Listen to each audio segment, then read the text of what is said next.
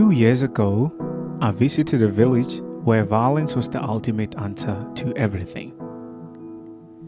The young people in the community understood violence as a language and a tool. Burning the councillor's house and destroying the property of the traditional authority was always considered to be a conclusion in the village's violent protest, but this did not bring any solution to their problems.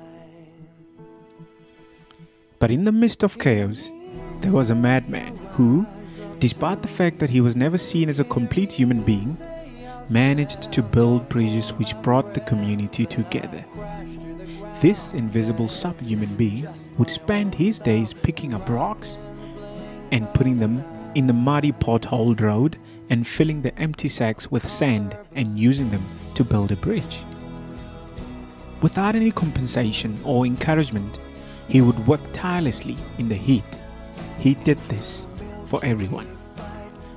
One morning, the madman's body was found floating on the river. He had worked tirelessly the previous day until he collapsed and passed out on the road. Unfortunately, a truck drove over him, and without a shred of mercy, the truck driver left the madman on the road. After all, no one would care. It was raining that night, so his corpse was swept away further down the river. He had no family, so the community had to come together in raising funds for his burial.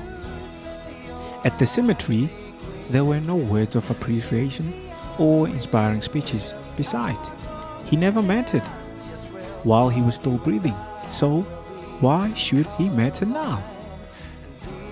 The heavy rains poured and the madman's bridges got washed away.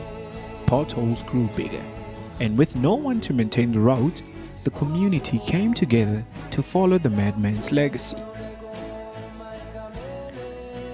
Instead of violently destroying property, they came together to realize that they have the power to work on their challenges. His tragic death taught the community the greatest lesson of all. There is only one way to move forward, and that is together as a unified community. I won't stay on the floor, I will settle the score. I stumble, I fall, and I pray.